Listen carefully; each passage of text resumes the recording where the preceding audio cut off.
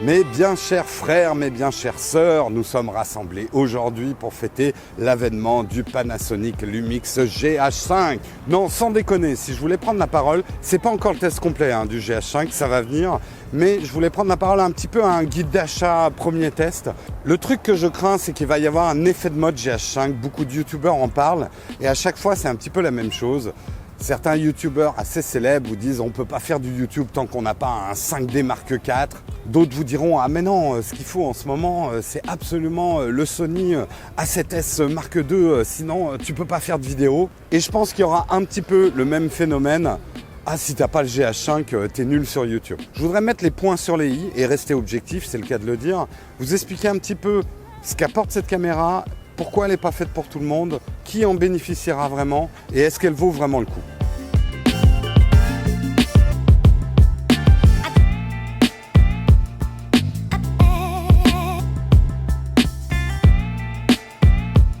Effectivement, ça ne va pas être le test complet du GH5. Je l'ai depuis moins d'une semaine. Ça fait que 3 jours que je le manipule, même si je suis allé faire beaucoup de vidéos ce week-end et je commence à comprendre certaines choses. Mais c'est un appareil photo très complet, très complexe, avec beaucoup de menus. Et je pense que de toute façon, avant même de me lancer dans un test complet, je vais vous le faire par petits bouts. Un des premiers, ça va être les tests que j'ai faits sur la basse luminosité. Vous devriez retrouver la vidéo par ici. Si autant de monde parle du GH5, je pense que c'est pour plusieurs raisons. D'abord, le GH4 était déjà extrêmement populaire et cette version, le GH5, on sent que Panasonic a vraiment écouté les vidéastes et il y a un certain nombre d'options qu'on retrouve nulle part ailleurs. Le GH5 est de la race des photocaméras. Son ADN est très prononcé côté vidéo. Ça n'empêche que c'est un excellent appareil photo, mais quand même, c'est vraiment la vidéo son énorme point fort. Une fois n'est pas coutume, on va commencer en parlant prix. Parce qu'effectivement, le boîtier nu, sans objectif, le GH5 vaut 2000 €. J'ai déjà la moitié de ceux qui écoutent qui se sont évanouis, qui sont tombés de leur chaise. 2000 €, je peux vous garantir que pour un appareil qui propose autant d'options, c'est un des meilleurs rapports qualité-prix du marché. Mais c'est évident que c'est un positionnement professionnel. 2000 €, n'allez pas mettre autant d'argent dans un photocaméra si c'est pour faire du YouTube de temps en temps ou des vidéos de vacances. Pour donner un ordre de comparaison, un boîtier 5D Mark IV, un autre outil professionnel chez Canon, ça vaut 3500 € le boîtier. Et chez Sony, l'A7S dernière version, le Mark II, il vaut, je crois, dans les 2000-2200. Et encore 2000 €, c'est le boîtier nu. Vous n'aurez pas d'objectif avec. Donc pensez-y, un objectif professionnel. Je ne parle pas de l'objectif de kit, même s'il est très bon avec le GH5, mais un objectif professionnel, il faut compter au minimum 600 à 1500 €. L'objectif que j'ai ici, il vaut 1300 €. C'est quasiment le haut de gamme de chez Panasonic. Alors, il n'est pas à moi, Panasonic me l'a prêté. Il est solide! Pah! Je réitère donc mon conseil, investir 3000 € boîtier plus objectif pour se filmer. Il faut que vous soyez sûr que cet investissement va vous rapporter de l'argent. Donc soit vous avez une chaîne YouTube qui est rentable et qui rapporte de l'argent et à ce moment-là, ça peut valoir le coup d'investir.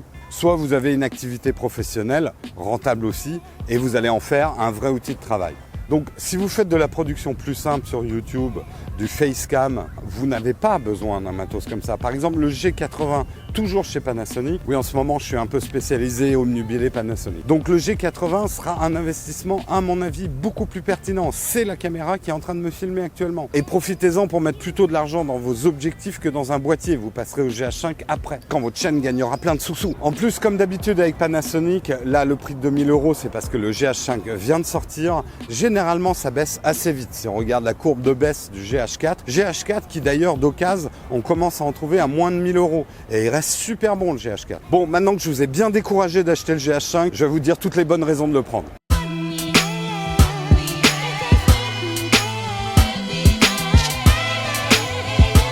Alors, en fait, qu'est-ce qu'il y a de nouveau dans ce GH5 par rapport au GH4? La première des nouveautés, c'est au niveau du capteur. La taille du capteur n'a pas changé, ça reste toujours du micro 4/3, mais par contre, il y a plus de mégapixels dessus, 20,3. Alors souvent, c'est pas génial quand on augmente le nombre de mégapixels sur une surface de capteur, on l'a vu dans le monde des smartphones, mais a priori, d'après les premiers tests que j'ai faits, Panasonic s'en est plutôt bien sorti. Je sais pas s'ils ont utilisé le Deep Trench comme sur les iPhones, enfin bon. Je sais pas comment ils ont fait, mais c'est pas mal. C'est même très bien. C'est vraiment super. Au cas où vous l'auriez pas compris, j'ai du mal à contenir ma joie. Mais je vais rester sobre, objectif. Une nouveauté très importante pour les vidéastes, c'est qu'avant, la caméra, le GH4, croppait sur le capteur pour fournir une image 4K. Le 4K, c'est à peine 8 mégapixels, vous vous rendez compte? Et le GH4, lui, prenait une partie du capteur pour fournir une image 4K. Dans le GH5, c'est l'ensemble du capteur qui est pris et qui ensuite est réduit pour donner une image 4K. La deuxième nouveauté complètement oufissime, c'est la stabilisation 5 axes. Qu'est-ce que ça veut dire? Ça veut dire déjà que votre capteur, la surface sensible, est stabilisée. Et si vous y ajoutez un objectif, par exemple comme celui-ci, qui est stabilisé également, les deux stabilisations vont fonctionner de concert en même temps et donc offrir une double stabilisation. Alors c'est sûr que c'est pas du gimbal, on peut pas se trimballer dans la rue comme ça, en filmant comme ça, mais pour tous les micro-mouvements, même quand on marche doucement, on arrive à avoir une image super stable, c'est complètement bluffant. Alors certains vont me dire, oui, mais on a des smartphones stabilisés, c'est vachement mieux. Ouais, enfin là, je vous parle quand même d'une taille de capteur qui n'est pas la même et d'une qualité d'image qui n'est pas la même que les smartphones. Faut quand même pas déconner. J'aime bien les smartphones, mais bon, c'est quand même des petits jouets. L'autre truc aussi qui change dans le GH5, c'est tous les formats à disposition, avec notamment maintenant la possibilité de faire de la 4K en 60 images secondes. Ça, c'est génial parce que ça va vous permettre de ralentir vos images x2. Attention par contre, parce que ça génère des putains de fichiers. Faut l'ordi qui suit derrière.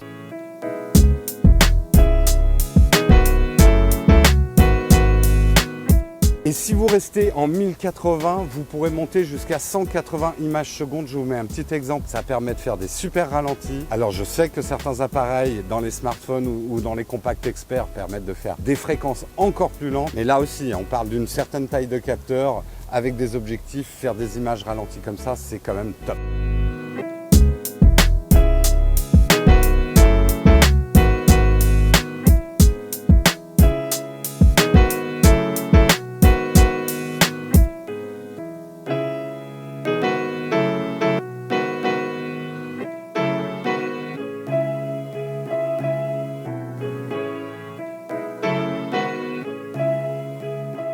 En vrac, ce que nous promet aussi Panasonic, c'est moins de rolling shutter. Je ne vais pas me perdre en explications et puis j'ai pas encore vraiment testé le rolling shutter. Des meilleures performances en basse luminosité. Là, je vous invite à regarder cette vidéo. Un meilleur autofocus qui, c'est vrai, était souvent un point faible de la gamme Lumix. Ils ne sont pas encore passés au dual pixel comme Canon et d'autres. Je ne peux pas encore vraiment vous dire ce que je pense de l'autofocus parce que j'ai fait que quelques petits essais en autofocus, je travaille généralement en focus manuel. Mais par contre, j'ai découvert des trucs. En fait, on peut faire plein de réglages sur le focus en termes de sensibilité, de vitesse de focus. Tout est paramétrable. On peut même motoriser des changements de focus. Vous allez pouvoir faire des effets de fou. Je vous montre un petit peu ce que j'ai pu faire dans mon tournage de nuit. Ça, c'est un outil dont je n'osais même pas rêver. Et dans la foultitude de détails, les trucs que j'ai adorés, certains vont trouver ça de l'ordre du détail, mais c'est super important quand on tourne plus d'une vidéo par semaine et qu'on utilise ça comme un outil de travail. Un double emplacement SD. En plus, comme il n'y a plus de limite d'enregistrement, si vous mettez des grosses cartes SD,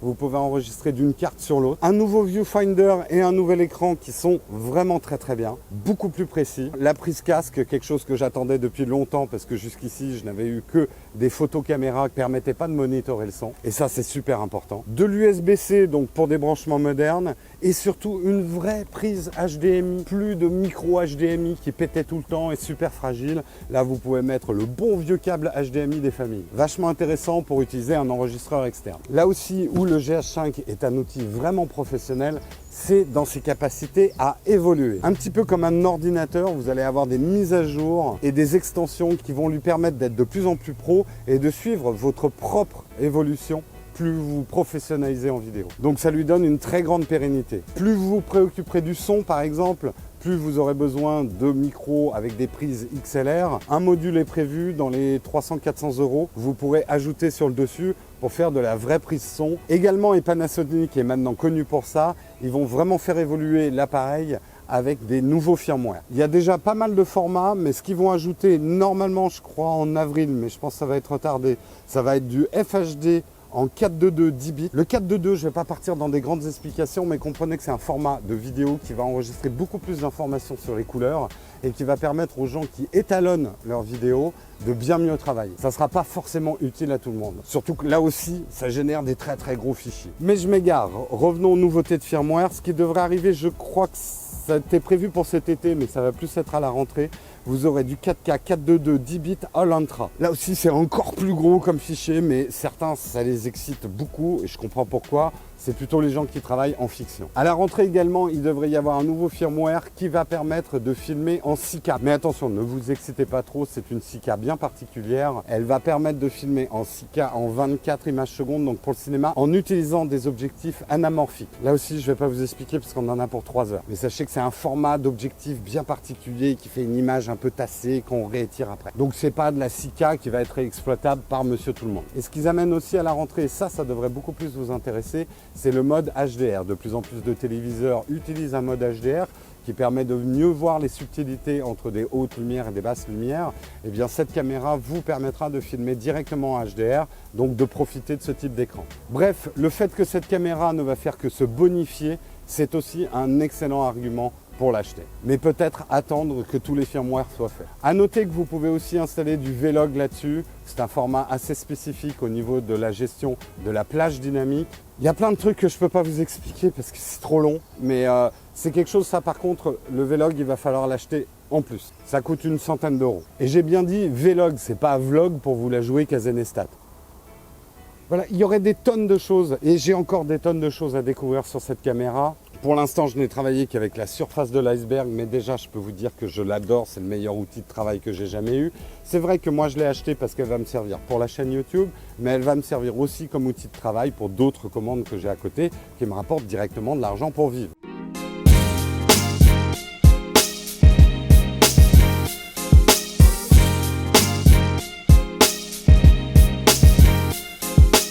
Mais attention, si vous prenez cette caméra, le GH5, vous rentrez dans le monde des micros 4 tiers. C'est comme rentrer en religion, c'est un choix quasiment à vie. Vos objectifs ne seront pas les mêmes que chez Canon, ou que chez Nikon, ou que chez Sony. C'est une taille de capteur qui est plus petite. Certains vont dire qu'elle a des capacités super limitées. Que ce soit Olympus ou Panasonic, ils nous prouvent qu'ils arrivent quand même à pousser pas mal de trucs derrière le micro 4 tiers. Mais pourquoi le micro 4 tiers est-il intéressant par rapport à des formats plus grands comme le full frame? D'abord pour des raisons de coût. Les appareils full frame coûtent beaucoup plus cher. Or, souvent les vidéastes vont préférer s'acheter 2 caméras micro 4 tiers qu'un seul boîtier full frame. On fait bien mieux évoluer sa production vidéo avec 2 caméras qu'avec une seule avec un capteur plus grand. Ensuite, et c'est relativement lié, il y a le poids et l'encombrement. C'est vrai qu'avec du micro 4 tiers, on peut faire des appareils beaucoup plus compacts. Comme vous l'aurez compris, le format micro 4 tiers est un format qu'affectionnent les vidéastes parce que souvent, ils viennent de caméras qui de toute façon avaient déjà des capteurs beaucoup plus petits que le micro 4 tiers. Mais il y a également une autre raison que vous connaissez peut-être moins, sauf si vous êtes dans la prod depuis longtemps, c'est qu'avec ces appareils micro 4 tiers, on a un faible tirage optique.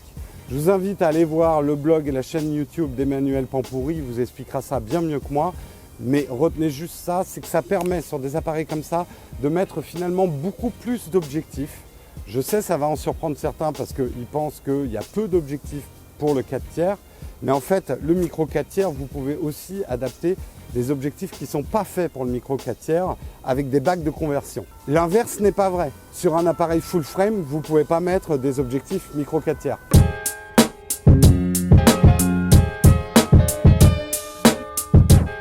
Alors conclusion, le nouveau Panasonic Lumix GH5, est-ce qu'il faut l'acheter ou pas? Si vous avez l'argent pour et que c'est rentable, oui. Pour qui est-ce qu'il est fait? Peut-être pas pour tout le monde. En fait, j'avais presque rédigé cette conclusion en avance en disant il faut quand même s'y connaître un petit peu pour l'utiliser. C'est pas tout à fait vrai. En l'utilisant ce week-end, je me suis aperçu que Panasonic avait ajouté plein de trucs qui vont être super utiles même si vous êtes débutant et qui vont vous permettre de progresser avec cette caméra. Après, soyons honnêtes, si vous n'y connaissez absolument rien en photo caméra, vous allez être un peu perdu. Il y a des choses comme le réglage de l'autofocus qui, quand vous avez la caméra, si vous ne savez pas régler au tout début pour l'utiliser, l'autofocus, vous allez galérer parce que les réglages d'usine sont à mon avis pas très bons. Et là, je vous conseille plus de prendre le FZ2000 que j'ai testé il n'y a pas très longtemps, le G80 ou un G7 d'occasion. Vous devez le trouver à mon avis à moins de 600 € aujourd'hui, le G7. Et toutes les vidéos que vous avez vues sur notre chaîne depuis quasiment un an et demi, c'est tout fait avec le G7. J'ai plutôt mis de l'argent dans les objectifs que dans mon boîtier. Alors, je ne parle que de Panasonic parce qu'en ce moment, ils m'en ont prêté pas mal des boîtiers, donc j'en teste pas mal. Mais bien sûr, après, vous pouvez aller voir dans les autres marques. Sony, Olympus, Fuji commence à faire des trucs intéressants en vidéo, il y a le choix. Ça va pas être tout de suite que je vais pouvoir comparer des caméras entre elles, mais il y a d'excellents youtubeurs qui ont déjà fait plein de comparatifs. Vous devriez trouver ça sans problème. Voilà, c'est la fin de cette vidéo. Faut-il prendre ou pas le GH5? J'espère que ça a éclairé un petit peu votre lanterne. Le GH5 devient officiellement la nouvelle caméra de Nowtech TV, mais il est fort probable qu'elle ait une petite sœur parce que maintenant on va essayer de travailler de plus en plus avec 2 caméras pour avoir plus d'angles. Si vous avez des questions à me poser sur le GH5, n'hésitez pas à le faire dans le commentaire. Quand j'ai le temps, je me fais un plaisir de vous répondre. J'ai pas toujours le temps, hélas, mais il y aura probablement d'autres experts qui vont passer par là et qui pourront répondre à vos questions. Je reviens très bientôt avec d'autres vidéos sur le GH5, donc abonnez-vous si ça vous intéresse. Je suis pas un professionnel, je suis pas un expert, mais je commence à connaître certaines choses quand même chez Panasonic. Et sur ce, je vous quitte, je retourne faire des photos. À très bientôt.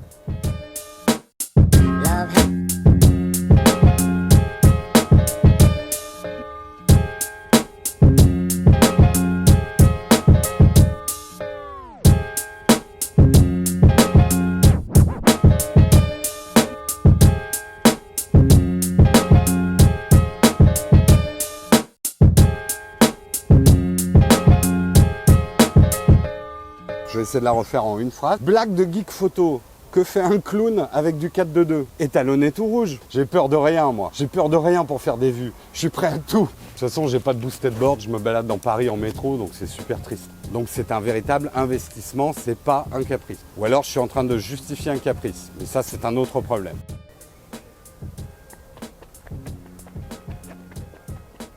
C'est Karina, elle m'a dit de zoomer avec les pieds.